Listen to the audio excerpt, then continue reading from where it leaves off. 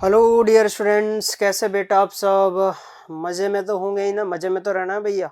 ठीक है, और मज़े में रहते रहते पढ़ाई भी करनी है, नीट की तैयारी भी करनी है, और उसी दौरान एक चैप्टर अपन को पढ़ना है बेटा, excretory products and there elimination. Basically ये भी एक इम्पॉर्टेंट चैप्टर है ह्यूमन फिजियोलॉजी का बेटा। एक्सक्रीशन नहीं होगा तो सब कुछ कचरा जो है अंदर ही इकट्ठा हो जाना है, उसे बाहर कैसे निकालना है वो सब अपन देखेंगे। चाहे वो बेटा अपन बात करें डाइजेशन में, तो अपन बेटा उसको सॉलिड फॉर्म में निकाल ही चुके थे, लिक्विड फॉर्म में कैसे बाहर निकालते हैं वो इस चैप्टर के अंदर अपन को देखना है। क्या होता है एक्सक्रीशन? बेसिकली एक्सक्रीशन जो प्रोसेस है बेटा, वो होती क्या है? एलिमिनेशन कहलाती है।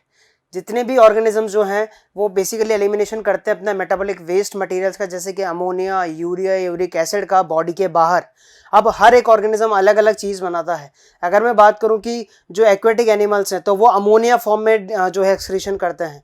जो मैमल्स हैं, एम्फीबियंस हैं, शार्क्स हैं, बॉनी फिशेज हैं, वो यूरिया फॉर्म में जो है वहाँ पे एक्सक्रीशन करती हैं। और जो बर्ड्स, इंसेक्ट्स और रेप्टाइल्स हैं बेटा, वो यूरिक एसिड फॉर्म में वहाँ पे जो है एक्सक्रीशन करते हैं। इसी के बेस पे अपन ने वहाँ पे ऑर्गेनिज्म को भी बेटा अलग अलग पार्ट में डिवाइड कर दिया है। ऐसे ऑर्गेनिज्म जो कि अमोनिया एक्सक्रीट करते हैं उनको अमोनोटेलिक ऑर्गेनिज्म कहते हैं बेटा। मतलब process of excretion of NH3, ammonia जो एक्सक्रीट करते हैं उनको अमोनोटेलिक एनिमल्स कहते हैं। उनके अंदर आते हैं aquatic invertebrates, bony fishes, aquatic amphibians, tadpoles, aquatic insects बेटा। क्यों ऐसा होता है? क्योंकि अमोनिया बेसिकली अमोनिया को एक्सक्रीशन के लिए बहुत ज़्यादा वाटर की रिक्वायरमेंट होती है बेटा, इसीलिए एक्वेटिक एनिमल्स के अंदर ही अमोनिया एक्सक्रीटरी प्रोडक्ट के रूप में पाया जाता है। अब बात करते हैं अपन सेकंड फॉर्म में, जिसका नाम है बेटा यूरियोटॉलिक। तो ऐसा प्रोसेस जिसके अंदर अपन यूरिया को वहाँ पे एक्सक्रीट कर रहे हैं, वो जो प्रोसेस परफॉर्म कर रहे हैं वो यूरियोटॉलिक एनिमल कहलाएंगे बेटा।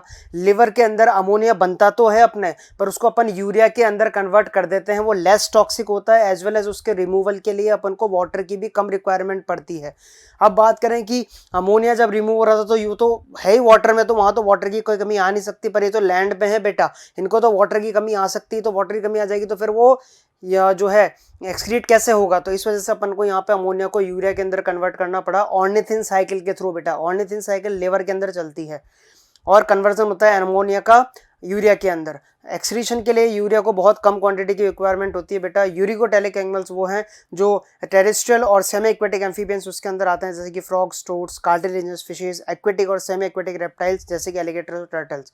ये सब यूरिकोटेलिक एनिमल है, यूरिकोटेलिक एनिमल है। लास्ट जो आता है बेटा वो आता है यूरिकोटेलिज्म या यूरिकोटेलिक एनिमल्स। वो जो यूरिक एसिड एक्सक्रीट करते हैं बेटा। अब यूरिक एसिड को सबसे कम वाटर की रिक्वायरमेंट होती है, तो बर्ड्स हर जगह पानी पीने उतर नहीं सकती बेटा। तो बेसिकली बात करें कि वहाँ पे सबसे कम टॉक्सिक होता है यूरिक एसिड, और वहाँ पे जो यूरिक एसिड को एक्सक्रीट करते हैं वो यूरिकोटेलिक एनिमल्स कहलाते हैं, जिसके अंदर बर्ड्स आती है, टेरेस्ट्रियल रेप्टाइल्स आते हैं बेटा, जैसे कि स्नेक्स, इंसेक्ट्स आते हैं, लैंड रेप्टाइल्स आते हैं, सम लैंड क्रस्टेशियंस भी आते हैं। अगर अपन बात करें कुछ एनिमल्स और उनके एक्सक्रीटरी ऑर्गन्स की बेटा, तो एक्सक्रीटरी ऑर्गन जैसे कि प्रोटोनेफ्रिडिया, जिनको फ्लेम सेल्स भी कहते हैं बेटा, प्लेटिहेल्मिन्थेस के अंदर पाए जाते हैं, ये एनालिड्स के अंदर पाए जाते हैं और सेफेलोकॉर्डेट्स के अंदर पाए जाते हैं। तीन मेन क्लासेस है, तीन मेन डिविजन है जिसके अंदर पाए जाते हैं बेटा, प्लेटिहेल्मिन्थेस, एनालिड्स और सेफेलोकॉर्डेट्स। नेफ्रिडिया की बात करूं बेटा मैं, वहाँ पे तो एनालिड्स के अंदर पाए जाते हैं नेफ्रिडिया। मेल्फिजन ट्यूबुल्स की बात करूं तो इंसेक्ट्स के अंदर पाए जाते हैं। एंटिनल ग्लैंड्स या ग्रीन ग्लैंड्स की बात करूं तो क्रस्टेशियंस जैसे कि प्रॉन्स के अंदर पाए जाते हैं। किडनीज की बात करूं तो बेटा हायर एनिमल जैसे कि वर्टिब्रेट्स या कॉर्डेट्स के अंदर पाए जाते हैं।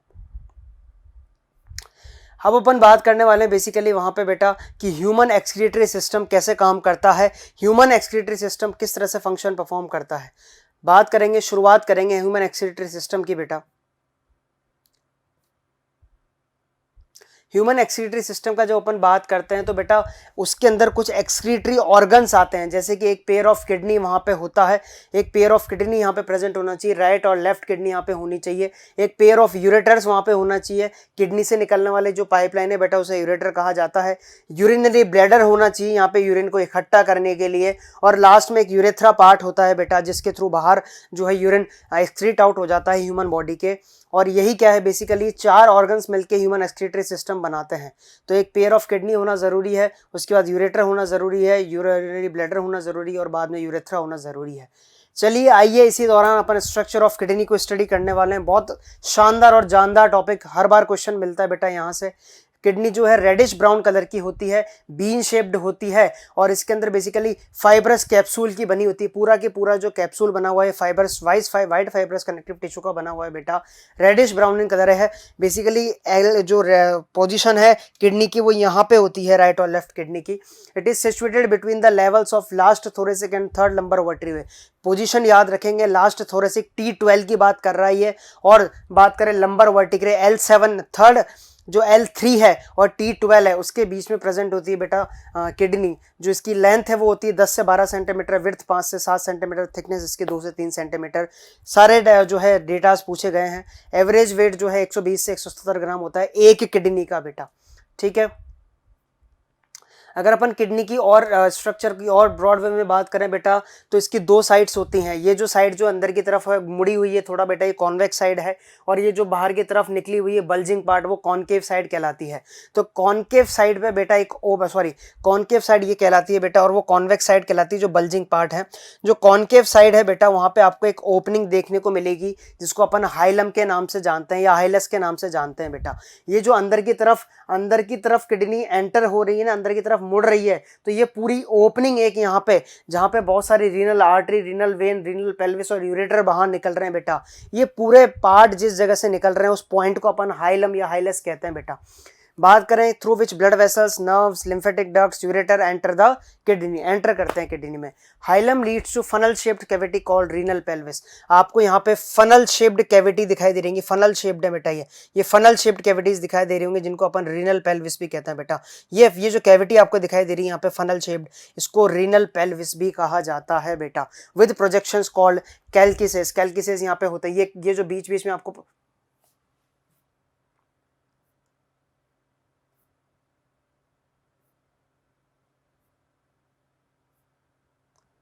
ये आपको कैलिसेस यहाँ पे दिखाई दे रहे हैं, कैलिक्स यहाँ पे लिखा हुआ है, ये कैलिसेस यहाँ पे।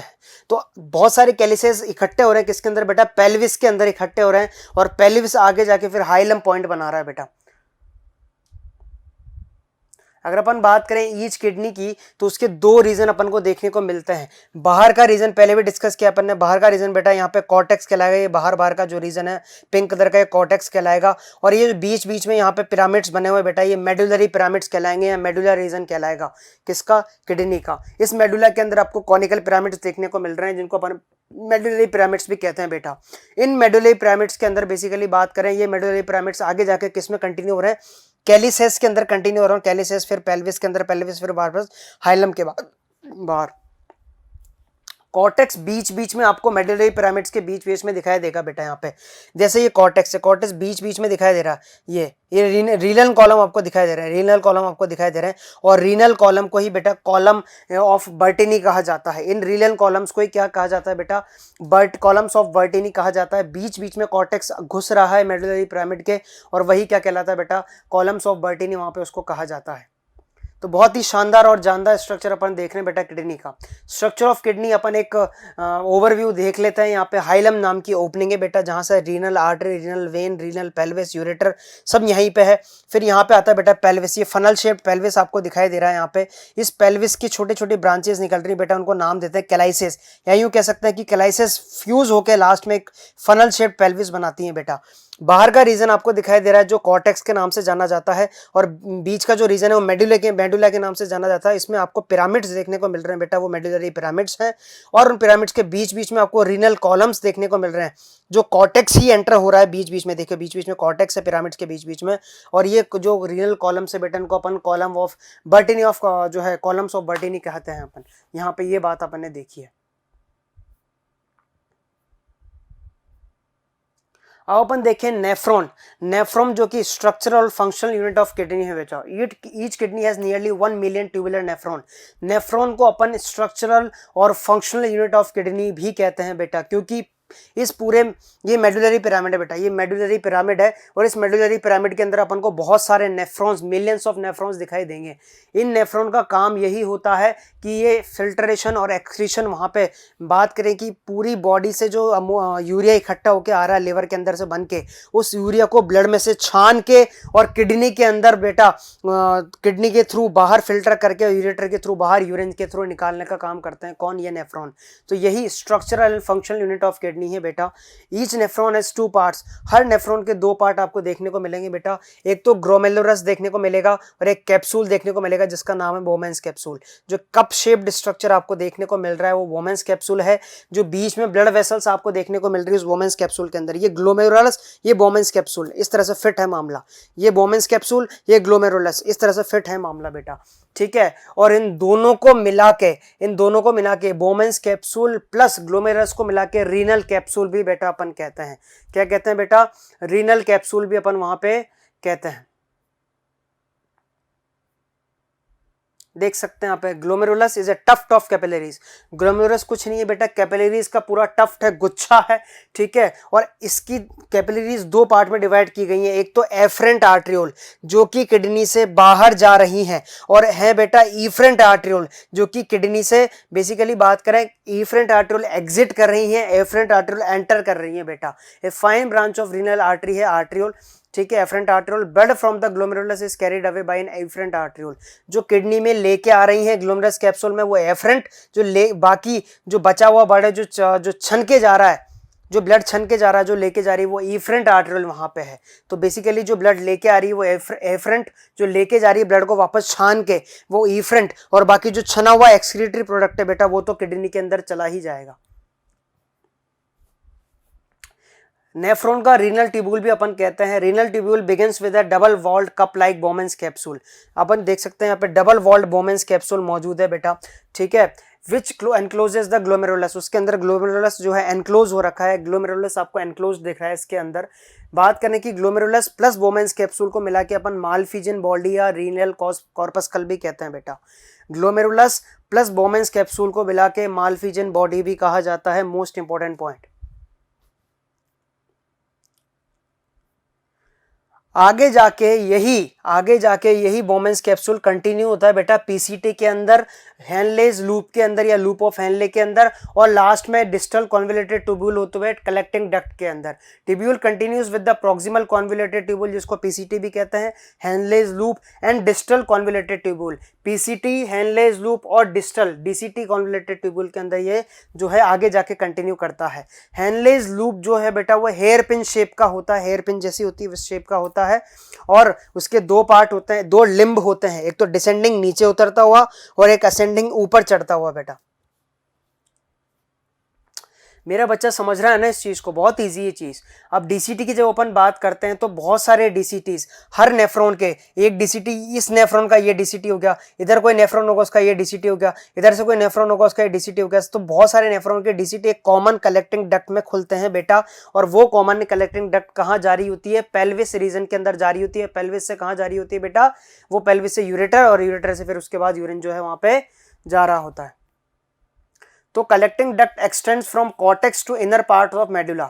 कलेक्टिंग डक्ट जो है वो कॉर्टेक्स रीजन से लेकर मेडुला रीजन तक कंटिन्यू करती है। थोड़ा पार्ट बाहर भी होता है और थोड़ा पार्ट अंदर भी होता है कलेक्टिंग डक्ट का।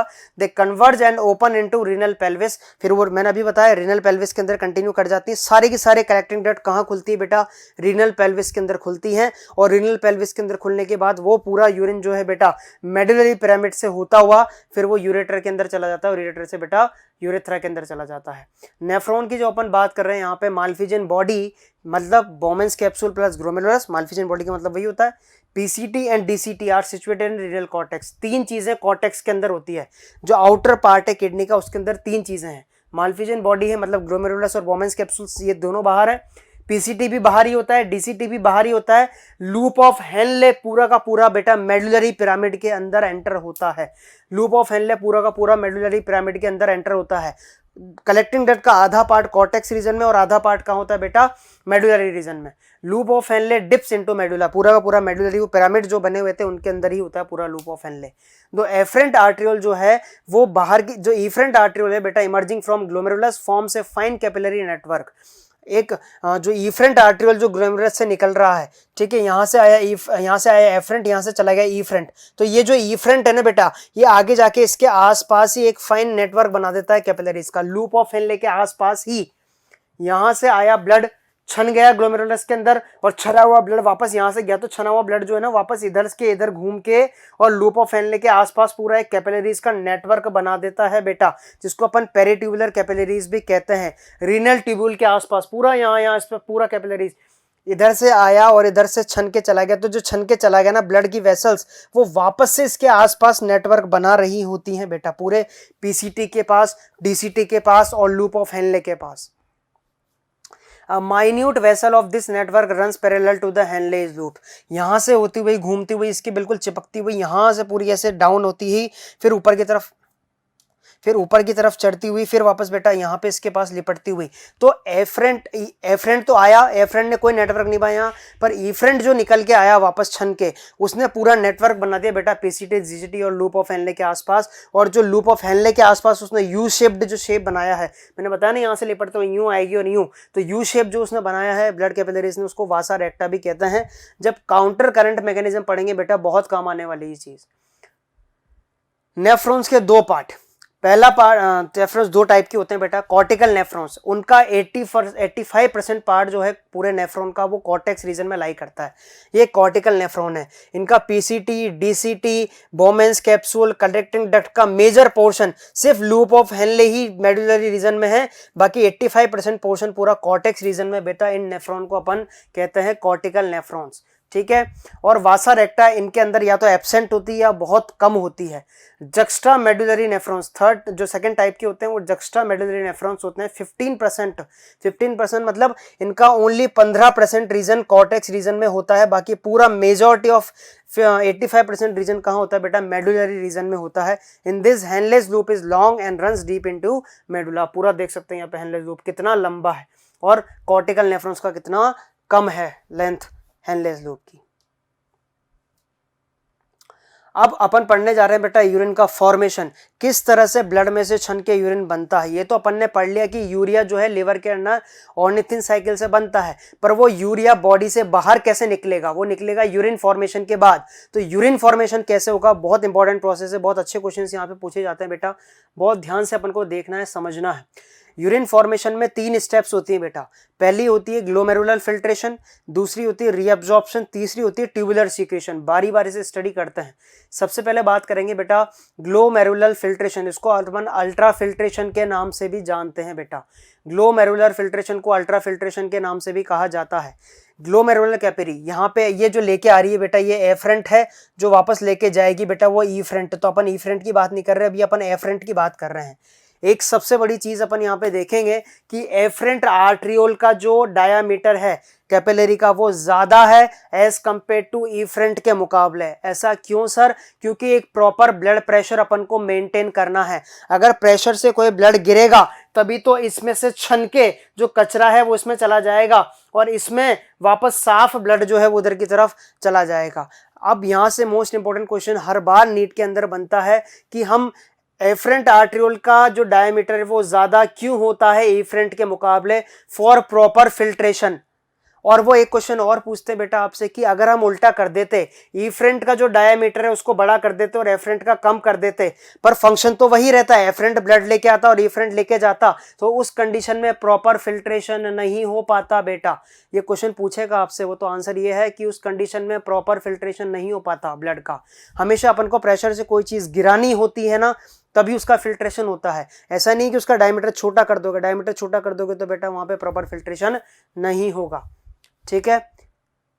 जो ग्लोमेरुलर कैपिलरी ब्लड प्रेशर है वो फिल्ट्रेशन करवाती है ब्लड का through the following 3 layer.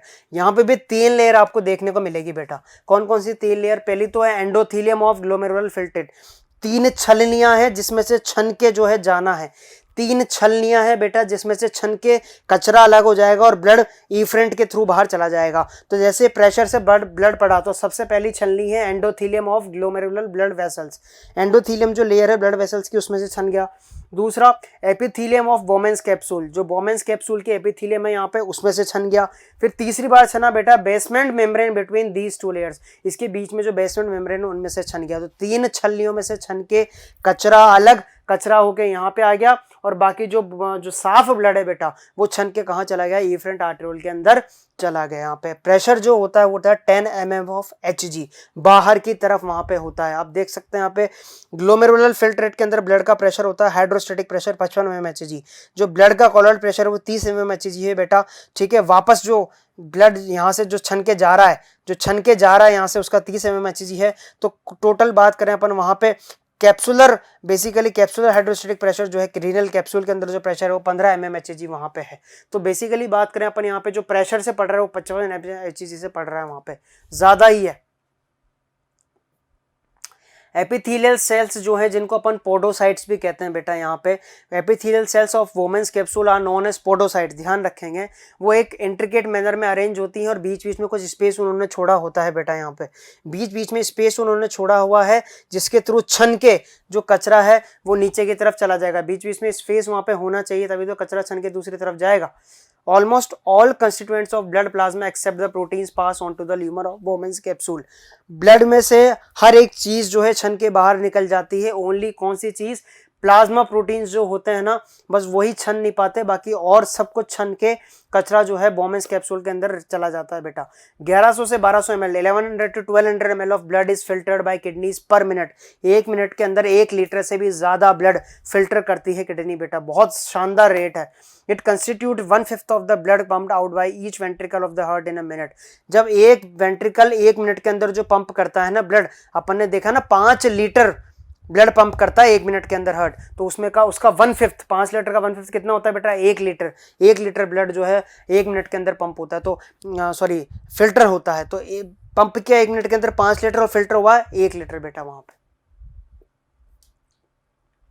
The amount of the filtrate formed per minute is called glomerular filtration rate, GFR बोलते हैं। हर पर मिनट के अंदर जो जितना लीटर ऑफ ब्लड वहां पे होता है उसको पर मिनट के अंदर 125 ml कहा जाता है बेटा। 180 लीटर पर डे, हर दिन के अंदर 24 घंटे, दिन का मतलब 24 घंटे के अंदर 180 लीटर ब्लड फिल्टर करती है अपनी किडनी। समझ में आया ये बात? तो GFR की रेट याद रखेंगे 125 ml पर मिनट। सेकंड जो अपने सामने स्टेप आती है वो आती है रीअब्जॉर्प्शन बेटा। 180 लीटर जो GFR है, ग्लोमेरुलर फिल्ट्रेट है, वो रोज प्रोड्यूस होता है, but about 99% of this is reabsorbed. अपन ने 180 लीटर ब्लड को छान दिया पर उसमें से 99% ब्लड वापस से जो है वो कंस्टिट्यूएंट जो है वो रीअब्जॉर्ब कर लिए जाते हैं रीनल ट्यूब्यूल्स के द्वारा। रीनल ट्यूब्यूल्स मतलब PCT, लुपोफेन और DCT के द्वारा। और बात करें कि यूरिन की, दिन में सिर्फ 1.5 लीटर, 24 घंटे में सिर्फ 1.5 लीटर यूरिन अपन प्रोड्यूस करते हैं। बेसिकली बात करें तो पूरे दिन में 180 लीटर ब्लड में से ओनली 1.5 लीटर यूरिन अपन वहां से निकाल पाते हैं, बाकी 99% पार्ट पूरा बेटा रीअब्जॉर्ब हो जाता है। सर ऐसा क्यों? क्योंकि देखेंगे बेटा अपन सब्सटेंसेस लाइक ग्लूकोज ये भी तो छनते हैं, अमीनो एसिड्स, Na+, ये सब फिल्टर के अंदर छन के बाहर आते हैं ग्लोमेरुलर फिल्ट्रेट के अंदर। तो ये तो बेटा ये वेस्ट थोड़ी है, इनको तो वापस रीअब्जॉर्ब कराना पड़ेगा। तो वापस से वो जो कैपिलरीज इफरेंट आर्टेरियोल निकल के इसके आसपास घूम रहा था ना, वो इसीलिए घूम रहा था कि वापस इस PCT में से निकल के वो ब्लड के अंदर रीअब्जॉर्ब हो जाएंगे बेटा। समझ में आ रहा है? वो ऐसे नहीं आगे पीछे डोल रहा था भंवरों की तरह, उसको काम था ब्लड कैपिलरीज को कि भैया मैंने जो आपको फालतू चीजों के साथ काम की चीजें दे दी ना वो मुझे वापस लौटाओ। तो लौटाओगे कैसे? रीअब्जॉर्प्शन के थ्रू। Nitrogenous waste are absorb by passive transport. जो नाइट्रोजिनस वेस्ट है वो एब्जॉर्ब किए जाते हैं पैसिव ट्रांसपोर्ट के थ्रू, वहां पे कोई मतलब सिंपल डिवीजन के थ्रू वहां पे हो जाता है। जो पैसिव रीअब्जॉर्प्शन होता है वाटर का वो इनिशियल सेगमेंट में ही हो जाता है। आप देख सकते हैं PCT के अंदर आपको वाटर का रीअब्जॉर्प्शन, बाइकार्बोनेट आयंस का रीअब्जॉर्प्शन, सॉल्ट का, न्यूट्रिएंट्स का, पोटेशियम आयंस का और अमोनिया का भी आपको यहाँ पे बेसिकली बात करें सॉरी यहाँ पे रीअब्जॉर्प्शन आपको दिखाई दे रहा है। अब H+ और अमोनिया ये तो आपको इंटरस्टिशियल फ्लूइड, ये बीच का जो फ्लूइड है ना बेटा ये कहलाता है इंटरस्टिशियल फ्लूइड। तो इंटरस्टिशियल से निकल के PCT में जा रहे हैं और बाकी चीजें PCT से निकल के और जा रही हैं बेटा ब्लड वेसल्स के अंदर। तो बाइकार्बोनेट्स, वाटर और बात करें K+ और न्यूट्रिएंट्स का, NaCl का, इन सब का रीअब्जॉर्प्शन पीसीटी के अंदर ही हो जाता है बेटा। PCT reabsorbs most of the nutrients and 70 to 80% of electrolytes and water.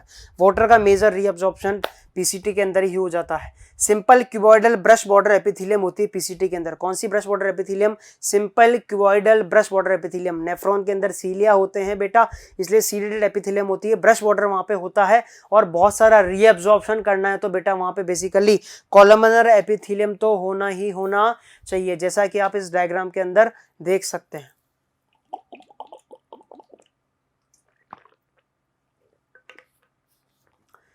तो पूरा सरफेस एरिया इंक्रीज हो रहा है वहां पे रीअब्जॉर्प्शन के लिए पीसीटी और डीसीटी के अंदर। फिर बात करते हैं अपन लूप ऑफ हेनले में क्या क्या चीजें रीअब्जॉर्ब होगी। बात करें कि लूप ऑफ हेनले के आसपास घूम रही है वहां पे वासा रेक्टा यू फॉर्म में, तो बेसिकली मिनिमम रीअब्जॉर्प्शन होता है लूप ऑफ हेनले के अंदर, मैक्सिमम रीअब्जॉर्प्शन होता है पीसीटी और डीसीटी के अंदर बेटा।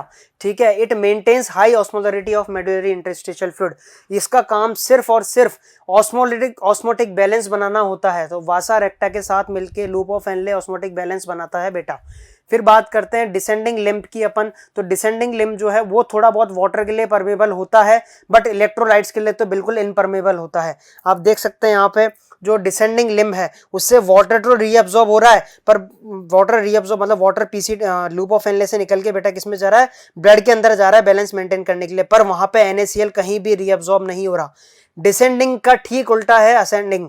असेंडिंग के अंदर आपको इलेक्ट्रोलाइट्स रीअब्जॉर्ब होते हुए मिलेंगे, वाटर वहां पे रीअब्जॉर्ब होता हुआ नहीं मिलेगा। तो एक तरह से ऑस्मोटिक बैलेंस मेंटेन हो गया। पहले H2O ले लिया तो कॉन्सेंट्रेशन बढ़ा दी यूरिन की, फिर वहां पे वापस NaCl ले लिया तो वापस से कॉन्सेंट्रेशन कम कर दी किसकी बेटा? यूरिन की। तो ascending limb is impermeable to water but allows transport of electrolytes, so filtrate gets diluted. यहाँ पे कॉन्सेंट्रेट हो जाता है यूरिन और यहाँ पे यूरिन बेटा फिल्टर जो है डाइल्यूट हो जाता है। समझ में आई? आगे बढ़ते हैं अपन। डीसीटी के अंदर कंडीशनल रीअब्जॉर्प्शन होता है, अगर जरूरत है बॉडी को तो रीअब्जॉर्प्शन होगा, वरना डीसीटी के अंदर से कोई रीअब्जॉर्प्शन नहीं होगा। कंडीशनल रीअब्जॉर्प्शन है Na+ और वाटर का। कलेक्टिंग डक्ट जो है, कलेक्टिंग डक्ट एक्सटेंड होती है कॉर्टेक्स रीजन से मेडुला की तरफ। It reabsorbs large amount of water to concentrate urine. अब बेसिकली फिर बाद में बात करें कि यहाँ पे बहुत ज़्यादा वाटर का रीअब्जॉर्प्शन हो जाता है ताकि जो यूरिन है वो कम से कम वाटर का यूज़ करते हुए बॉडी से बाहर निकल जाए, क्योंकि बेसिकली वाटर की बॉडी को बहुत ज़रूरत है।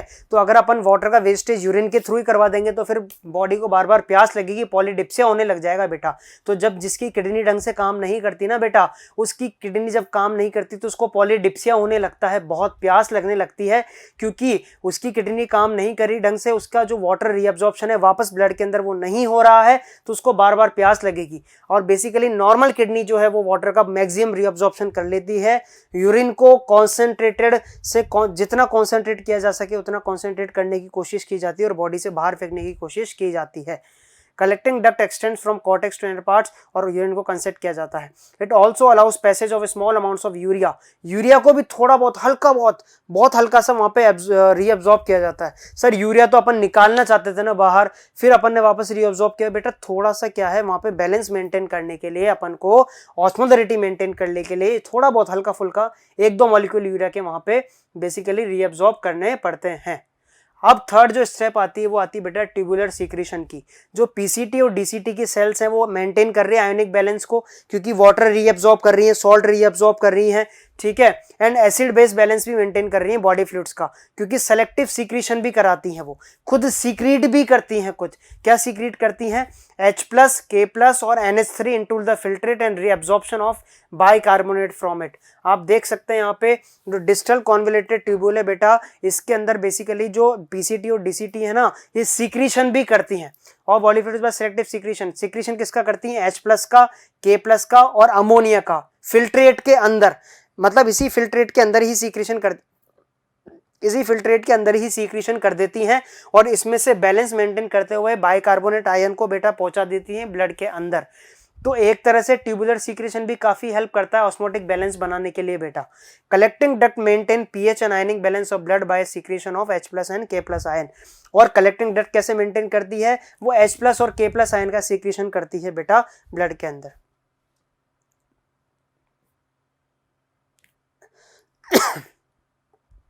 तो यूरिन फॉर्मेशन अपन ने देखा कि ब्लड होता हुआ पीसीटी डीसीटी से छनता हुआ लूप ऑफ हेनले से होता हुआ बेटा कलेक्टिंग डक्ट के अंदर इकट्ठा होता है। किस चीज का एब्जॉर्प्शन कहाँ होता है ये अपन ने देखा, कहाँ पे कौन सी चीज एब्जॉर्ब होती है वो अपन ने देखा। अब अपन बात करते हैं बेटा यूरिन फॉर्मेशन में कि भैया जो कॉन्सेंट्रेशन है फिल्ट्रेट की उसको कैसे अपन मेंटेन कर सकते हैं, कैसे पता लगा सकते हैं कि यार यूरिन को अपन को कॉन्सेंट्रेटेड निकालना है या फिर डाइल्यूट निकालना है।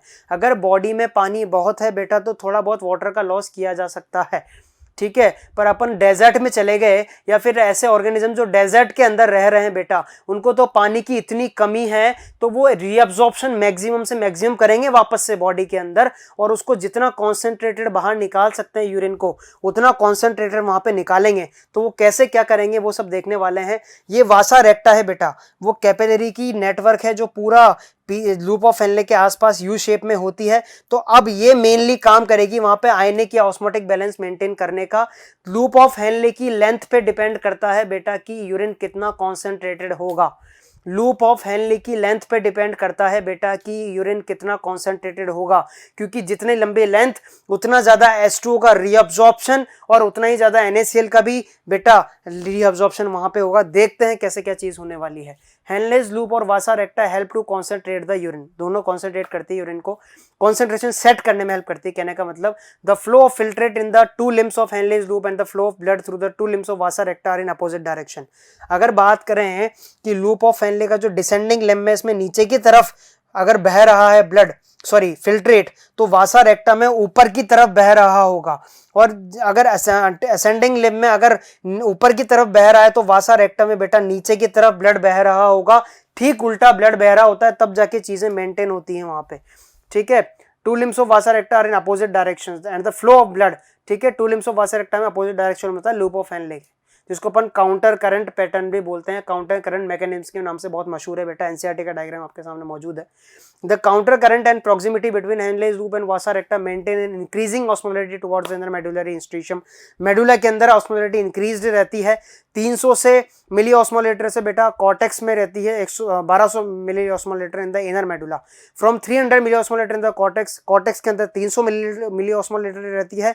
और बात करें 1200 मिली ऑस्मोलेटर रहती है किसके अंदर, इनर मेडुला के अंदर। और ये बेसिकली मेंटेन रहती है NaCl और यूरिया से। आप देख सकते हैं यहाँ पे वासा रेक्टा, यहाँ पे हेनलेस लूप है। अगर हेनलेस लूप के अंदर 400 है तो वासा रेक्टा के अंदर यहाँ पे भी 400 है बेटा। यहाँ पे 600 है तो यहाँ पे 600 है, 800 है तो यहाँ पे 800 है, 1000 है तो यहाँ पे भी 1000 है बेटा। यहाँ पे 900 तो यहाँ पे बेटा 1000। अब बढ़ते हुए क्रम के ऊपर जाएगी। यहाँ 400 तो बेटा यहाँ पे 300 तो फिर यहाँ पे भी 300, 400 तो 400, 600 तो 600, 800 तो 800 और 1000 तो 1000 बेटा। इस तरीके से यहाँ पे ऑस्मोलैरिटी मेंटेन रहती है। किस तरह से रहती है कि यहाँ पे हेनलेस लूप जैसे H2O वहां पे जो है बाहर भेजता है, तो यहाँ पे जो वासा रेक्टा है वो NaCl बाहर भेजती है। अगर ये NaCl बाहर भेजता है तो यहाँ से H2O बाहर निकलता है। इसी तरह से बैलेंस मेंटेन रहता है। जितने मॉलिक्यूल ऑफ NaCl निकलेगा उससे ज्यादा उतना ही बेटा वहां पे H2O रिलीज होगा।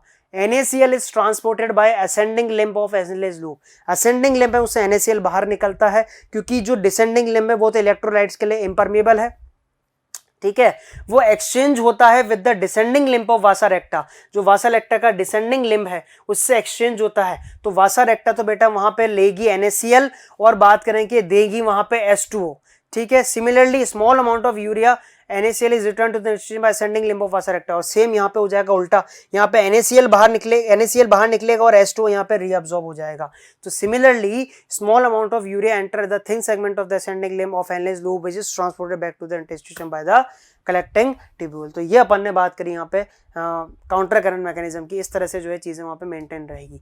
This transport of substance facilitated bye Henle's loop and vasa रेक्टा is called counter current mechanism, इसको बोलते हैं। इट मेंटेन्स कॉन्सेंट्रेशन ग्रेडियंट, एक ग्रेडियंट वहां पे बना रहता है, ठीक है, मेडुलरी इंटरस्टिशियम के अंदर और कॉर्टेक्स के अंदर। It helps in an easy passage of water from collecting tubule for concentrating the filtrate. यहाँ पे जितना अपन कॉन्सेंट्रेट कर सकते हैं उतना कॉन्सेंट्रेट करते हैं। बॉडी का ऑस्मोटिक बैलेंस भी वहां पे मेंटेन रहता है।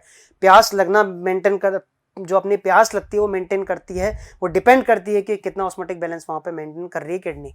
Human kidney produce urine 4 times concentrated than the initial filtrate form. जितना यहाँ पे डाइल्यूट होता है उससे कहीं गुना ज्यादा कॉन्सेंट्रेट यहाँ पे होता है, 4 गुना ज्यादा कॉन्सेंट्रेटेड यूरिन पास आउट करते हैं अपन। मतलब उसमें से 4 टाइम्स वाटर अपन ने रीअब्सॉर्ब कर लिया बेटा। रेगुलेशन किडनी फंक्शन का, किस तरह से किडनी काम करती है। It is done by hormonal feedback mechanism involving the hypothalamus, JG and heart. 3 organs होते हैं इसमें जो हार्मोन्स रिलीज करते हैं, हाइपोथैलेमस, जेजी और heart.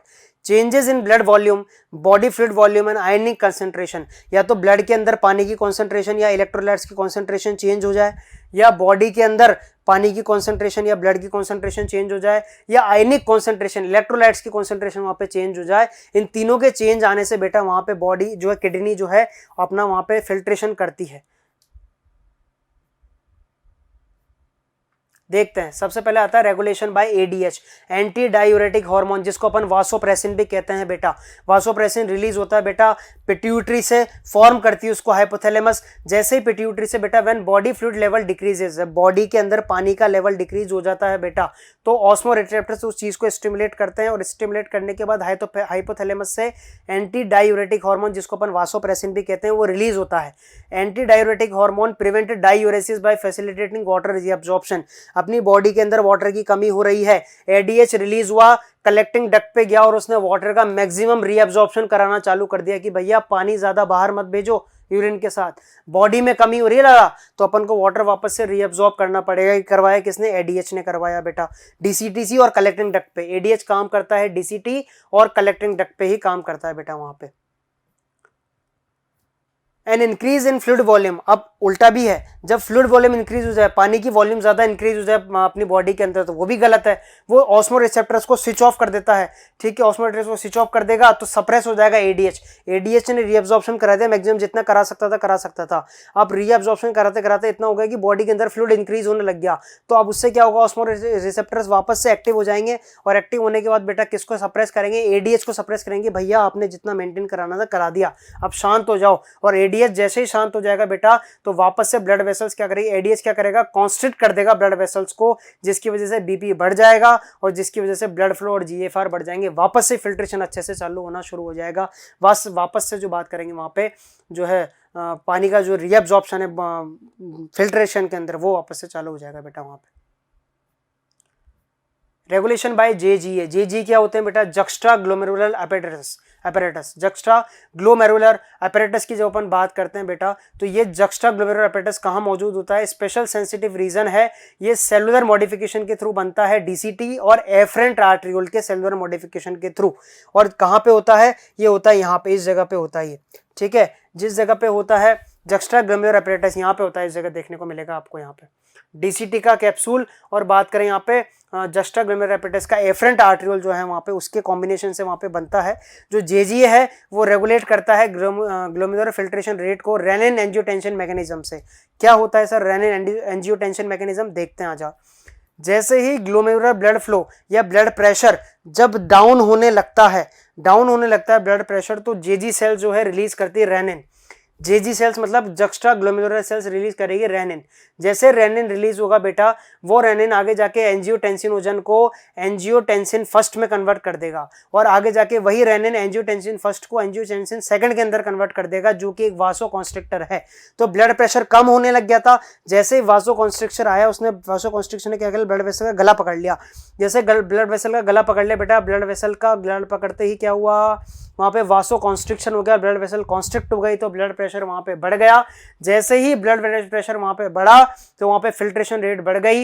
Angiotensin second also activates adrenal cortex to release aldosterone. Aldosterone भी वहां पे काम करता है। आप देख सकते हैं कि एंजियोटेंसिनोजन सेकंड जो है उसने आर्टरियल कॉन्स्ट्रिक्शन कराया, ब्लड प्रेशर वॉल्यूम बढ़ गई वहां पे, और वापस से जो है वहां पे फिल्ट्रेशन अच्छे से होने लग गया। उसने एक चीज और कराई, एंजियोटेंसिन सेकंड ने, उसने एल्डोस्टेरोन को रिलीज करवाया। एल्डोस्टेरोन ने बेटा Na+ और H2O का रीअब्जॉर्प्शन चालू कर दिया डिस्टल ट्यूब्यूल्स के अंदर, तो उससे भी वहां पे वापस से क्या चालू हो गया बेटा? वहां पे ब्लड प्रेशर वहां पे बढ़ना स्टार्ट हो गया। तो इसी मैकेनिज्म से काम करते हैं बेटा, इस तरह से अपन वहां पे बेसिकली फिल्ट्रेशन को कैरी आउट करते हैं।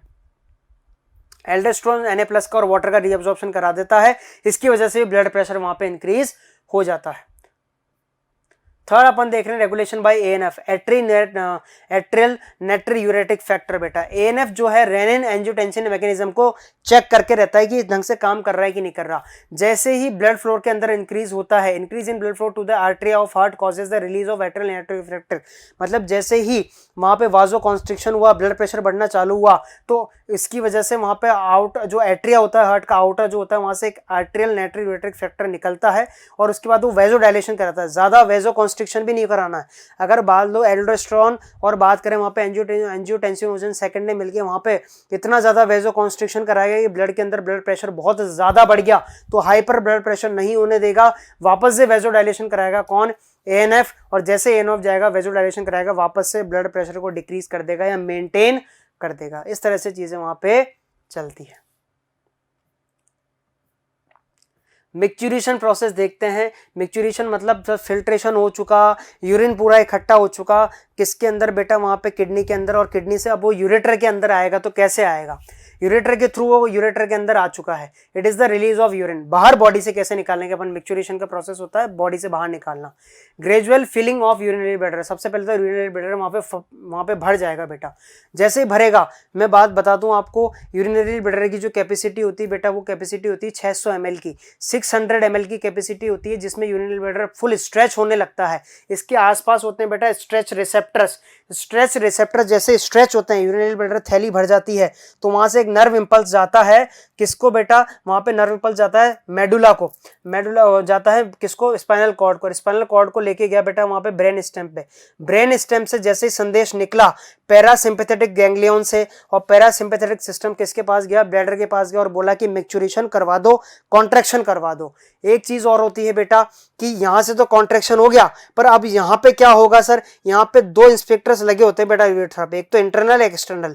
जो इंटरनल होता है बेटा और जो एक्सटर्नल होता है, वो दोनों ही बेटा कैसे होते हैं, वो दोनों ही नर्वस कंट्रोल के अंदर होते हैं। तो स्ट्रेच रिसेप्टर्स जो है उनके इंपल्स सेंड किया सीएनएस, सीएनएस मतलब स्पाइनल कॉर्ड, सीएनएस को बेटा passes on motor senses, motor messages लेके गए, कॉन्ट्रैक्शन हुआ स्मूथ मसल्स का ब्लैडर की, और उसके साथ ही रिलैक्शन हुआ यूरेथ्रल स्फिंक्टर्स का, और वहां पे मिक्चुरेशन हो गया। मिक्चुरेशन कैसे हुआ, यहाँ पे जैसे प्रेशर पड़ा तो यूरेथ्रा पे प्रेशर पड़ा, यूरेथ्रा ने वापस संदेश भेजा किसको, सीएनएस को, कि भैया प्रेशर पड़ रहा है, क्या करूं, तो भैया कुछ मत करो, आप तो इसको रिलैक्स कर दो स्फिंक्टर को। जैसे स्फिंक्टर को रिलैक्स किया, बाहर की तरफ यूरिन वहां पे निकल गया। तो बेसिकली बात करें तो यहाँ पे इस तरह से मिक्चुरेशन होता है। सबसे पहले थैली भरती, थैली भरने से संदेश जाता है ऊपर, मैसेज लेके आती है कि भैया प्रेशर अप्लाई करो। प्रेशर अप्लाई करने से नीचे के जो स्फिंक्टर्स उस पर प्रेशर पड़ता है, वो भी ऊपर मैसेज भेजते हैं कि प्रेशर पड़ रहा है, क्या करें, तो बोलते हैं खुल जाओ। खुल जाए तो बेटा वहां से मिक्चुरेशन हो जाता है।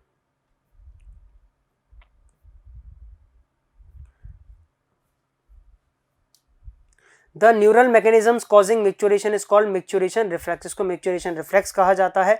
एन एडल्ट ह्यूमन एक ह्यूमन एक्सक्रीटा के अंदर 1 से लेकर 1.5 litre 1 to 1.5 litre of urine, 25 से 30 ग्राम यूरिया पर डे अपन वहां पे एक्सक्रीट करते हैं बेटा। Urine is a light yellow colour, light yellow colour का होता है यूरिन, है ना, और उसके अंदर स्लाइटली एसिडिक पीएच होता है 6.0। Urine has a characteristic order, उसकी एक बदबू होती है बेटा, ऑर्डर होती है बदबू अपन उसको कहते हैं। एवरेज यूरिन जो वॉल्यूम है वो 1.5 लीटर निकलता है। अब एक यूरिन के अंदर अपन टेस्टिंग कराते हैं, यूरिन के अंदर तो कितना उसमें चीजें होती है, यूरिया होता है 25 ग्राम, क्लोराइड आयंस होते हैं 6.6, सोडियम आयंस होते हैं 4.1 ग्राम, पोटेशियम आयंस 3.2, क्रिएटिनिन होता है 2.7, बाइकार्बोनेट आयंस होते हैं 1.2 और यूरिक एसिड होता है बेटा 0.6 वहां पे। तो एक यूरिन के अंदर इतना इतना वहां पे जो है कंस्टिट्यूएंट होता है बेटा। Various conditions affect the characteristics of urine, अलग अलग चीजें जो है, अलग अलग कंडीशन जो है कैरेक्टरिस्टिक्स को अफेक्ट करती हैं। Urine analysis helps in clinical diagnosis of many metabolic disorders and mall functioning of the kidney. Urine testing जब अपन कराते हैं, कोई भी डॉक्टर के पास जाते हैं, यूरिन टेस्टिंग वो कराता है, तो उससे अपन को जो भी किडनी की माल फंक्शनिंग है वहां से पता लगता है बेटा। एग्जाम्पल है जैसे कि ग्लाइकोसूरिया, प्रेजेंस ऑफ ग्लूकोज, अगर यूरिन के अंदर आपको ग्लूकोज दिखाई दे रहा है बेटा, तो इसका मतलब आपकी बॉडी के अंदर ग्लूकोज का रीअब्जॉर्प्शन अच्छे से नहीं हो रहा है और वो किडनी के थ्रू बाहर निकल रहा है। और कीटोनूरिया, कीटोन बॉडीज अगर आपके यूरिन के अंदर दिखाई दें तो वो डायबिटीज मेलाइटिस का संकेत है बेटा। इतना ग्लूकोज बढ़ चुका है आपके ब्लड के अंदर कि वो पूरी तरह से फिल्टर या रीअब्सॉर्ब नहीं हो पा रहा, वो किडनी के थ्रू बाहर निकल रहा है, तो बेटा उससे अपन डायबिटीज मेलाइटिस टाइप 1 डायबिटीज का वहां पे पता लगाते हैं।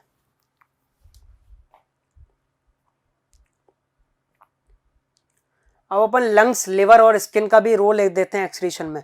एक्सक्रीटरी के मेजर ऑर्गन्स किडनी हैं, पर ये एसेसरी एक्सक्रीटरी ऑर्गन्स भी अपने सामने मौजूद हैं। जैसे कि CO2 रिमूव करते हैं कौन बेटा? Lungs. 18 litres per day CO2 वहां पे रिमूव की जाती है लंग्स के द्वारा। लिवर के द्वारा बेटा secrets bile containing bilirubin, biliverdin, cholesterol, degraded steroid hormones और विटामिन और ड्रग्स। इनको बेटा सीक्रेट करता है कौन? लिवर।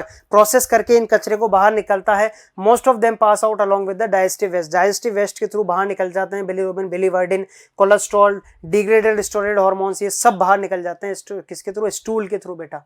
अगर अपन में स्किन की बात करूं, वहां पे पसीना बहुत आता है, पसीने के साथ ऑयल भी वहां पे आता है बेटा। स्वेट कंटेन्स वाटर, स्वेट के अंदर वाटर होता है, सॉल्ट्स होते हैं बेटा, स्मॉल अमाउंट ऑफ यूरिया भी होता है और लैक्टिक एसिड भी होता है।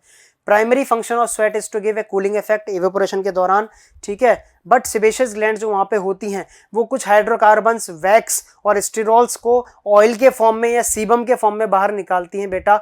ये सीबम ग्लैंड्स हर किसी के फेस पे, स्किन पे, पूरी पे होती है बेटा, जगह जगह होती हैं। सबसे ज्यादा सीबम ग्लैंड्स आपको पेल्विक रीजन में और फेस के ऊपर और आर्म पिट्स के अंदर पाई जाती है बेटा, सबसे ज्यादा सीबस ग्लैंड जो होती हैं। Sebum provides a protective oily covering for the skin. Saliva eliminates small amount of nitrogenous waste. Saliva भी कुछ नाइट्रोजनस वेस्ट को वहां पे जो है बात करते हैं बाहर निकालता है। डिसऑर्डर्स देखने जा रहे हैं बेटा अपन एक्सक्रीटरी सिस्टम के। क्या क्या डिसऑर्डर्स होते हैं? सबसे पहला डिसऑर्डर आपके सामने आता है बेटा यूरेमिया।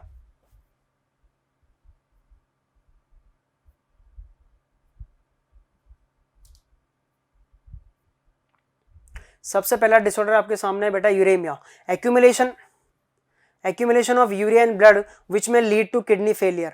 जैसे जैसे यूरिया का किडनी के अंदर बेटा बेसिकली एलिमिनेट जो बात करें एक्यूमुलेशन होने लगता है, इसकी वजह से किडनी जो है खराब होने लगती है बेटा, और बात करें किडनी फेल हो जाती है।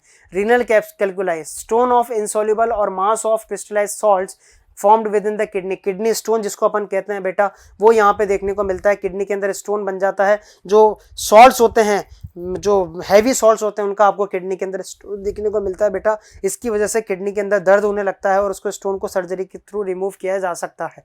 ग्लोमेरुलोनेफ्राइटिस, इन्फ्लामेशन ऑफ ग्लोमेरुलाई, आपको ग्लोमेरुलस का इन्फेक्शन वहां पे हो जाएगा तो ग्लोमेरुलोनेफ्राइटिस हो जाएगा, पूरा ग्लोमेरुलर फैल जाएगा, इन्फ्लामेशन हो जाएगा, वहां पे फिल्ट्रेशन अच्छे से नहीं हो पाएगा। आप देख सकते हैं यहाँ पे किडनी खराब हो चुकी है। ये एंड स्टेज की किडनी है, बिल्कुल अंदर से निमट चुकी है, खराब हो चुकी है बेटा, कुछ इसके अंदर नहीं बचा है। सबसे बड़ी बात आती है हीमोडायलिसिस की बेटा। अपने जो इंडिया के अंदर काफी पेशेंट देखने को मिलते हैं हीमोडायलिसिस के। In patients with uraemia, urea is removed by haemodialysis. ऐसे किडनी जो कि यूरिया रिमूव नहीं कर पा रही, उन किडनीज को बेटा अपन हीमोडायलिसिस के ऊपर रखते हैं। द डायलाइजिंग यूनिट एक आर्टिफिशियल किडनी होती है, contains a coiled cellophane tube surrounded by dialysing fluid. It has same composition of plasma except the nitrogenous waste. आप देख सकते हैं यहाँ पे डायलाइजिंग यूनिट आपको यहाँ पे दिखाई दे रही है, और इस डायलिसिस मशीन के अंदर बेटा एक फ्लूइड कंटेन होता है जिसके अंदर बेसिकली डायलाइजिंग फ्लूइड भरा होता है। उसका कंपोजिशन जो होता है वो प्लाज्मा के जैसा ही होता है, बस उसमें नाइट्रोजनस वेस्ट नहीं होता। तो जैसे अपन ब्लड को यहाँ से निकालेंगे, ब्लड लेके जाएंगे और इसके अंदर घुसाएंगे बेटा। जैसे डायलिसिंग मशीन के अंदर ब्लड जाएगा, उसके अंदर जो फ्लूइड भरा हुआ है उसके अंदर से ब्लड छन जाएगा और blood drain from A convenient arteries pumped into dialysing unit after adding N anticoagulant like heparin. Anticoagulant ताकि ब्लड बॉडी से बाहर निकलते बेटा वहां पे जम ना जाए, तो अपन हेपेरिन को ऐड करते हुए बेटा वहां पे दे जाएंगे। डायलिसिंग मशीन के अंदर वहां पे बेसिकली ब्लड को फिल्टर किया जाएगा, क्लीन किया जाएगा, जिसके अंदर एक फ्लूइड भरा हुआ है। फ्लूइड को जैसे ही फ्लूइड वहां से निकलेगा, ब्लड वहां से फिल्टर होकर निकलेगा, उस ब्लड को वापस से यहाँ डाला जाएगा और बॉडी के अनुसार प्रेशर मेंटेन करके वापस से उसको बॉडी के अंदर एंटर करा दिया जाएगा। तो इस तरीके से ब्लड एंटर होता है, इस तरीके से ब्लड वहां पे निकलता है बेटा। The porous cellophane membrane of the tube allows the passage of molecules based on concentration gradient। आप देख सकते हैं यहाँ पे जैसे ही ब्लड निकला, यहाँ से ब्लड गया, ब्लड को पंप किया, ब्लड डायलिसिंग ट्यूब में गया। आप देख सकते हैं यहाँ पे ब्लड छन गया पूरा डायलिसिस मशीन में। छनने के बाद ये जो यूरिया है वो तो इसके अंदर आ गया, ठीक है, यूज्ड डायलिसिस फ्लूइड इसके अंदर आ गया, और जो साफ है बेटा वो उसके बाद बेटा जो साफ वाला है वो साफ वाला ब्लड यहाँ से होते हुए यहाँ चला गया, साफ वाला ब्लड यहाँ पे चला गया, और फ्रेश डायलिसिस फ्लूइड यहाँ पे ऐड होता रहता है, जिसके थ्रू वहाँ पे प्रेशर मेंटेन होता रहता है और ब्लड वहाँ पे साफ होता रहता है। As nitrogenous waste are absent in dialysing fluid, these substances freely move out thereby clearing the blood. ऐसे ही ब्लड को क्लियर किया जाता है। The cleared blood is pumped back to the body through a vein after adding antiheparin to it. Antiheparin वहाँ पे add कर दिया जाता है बेटा, ताकि जाके जो है ब्लड है वो बाहर आके कोएगुलेट नहीं हो जाए उस ट्यूब के अंदर। किडनी ट्रांसप्लांटेशन भी किया जाता है जब डोनर की जो बेसिकली किडनी जब फेल हो जाती है बेटा, किडनी फेल हो जाती है तो उसके अंदर अपन को किडनी ट्रांसप्लांटेशन करना पड़ता है, एक फंक्शनिंग किडनी नहीं पड़ती है। सबसे बड़ी बात है कि बेटा एक इंसान जो है किडनी के सहारे भी जिंदा रह सकता है, बस वो जो किडनी है वो एनलार्ज हो जाती है, बड़ी हो जाती है, उसके ऊपर लोड बढ़ जाता है इसलिए। पर एक इंसान एक किडनी के अनुसार एक सहारे भी जिंदा रह सकता है, भगवान ने किडनी दो दी अपन को। It is better to receive kidney from a close relative, चाहे मतलब सिबलिंग ही हो बेसिकली, और क्लोज सिबलिंग हो तो बहुत अच्छी बात है। Minimise chances of rejection by immune system of host, वो चांसेस को मिनिमाइज कर देता है जो होस्ट है उसके रिजेक्शन को। तो मेनली किडनी जो है सगे भाई बहन से, फिर पापा मम्मी से, उसके बाद फिर जिनका ब्लड ग्रुप सेम उससे ली जाती है। इस तरह से मैंने चैप्टर कंप्लीट किया बेटा एक्सक्रीटरी प्रोडक्ट्स अंदर एलिमिनेशन। शुरुआत करी थी किडनी के स्ट्रक्चर से, पहुंचे अपन फिल्ट्रेशन पे, मैच्योरेशन कराते हुए अपन ने किडनी ट्रांसप्लांटेशन वहां पे कराया है। बहुत इंपॉर्टेंट क्वेश्चन यहाँ से बनते हैं, उन सारे क्वेश्चन को डिस्कस किया, उन पॉइंट्स को डिस्कस किया जहाँ पे आप गलती कर सकते हो, और वो सारी बातें डिस्कस करी। बाकी बातें करेंगे अपन नेक्स्ट लेक्चर में, तब तक के लिए thank you and have a nice day.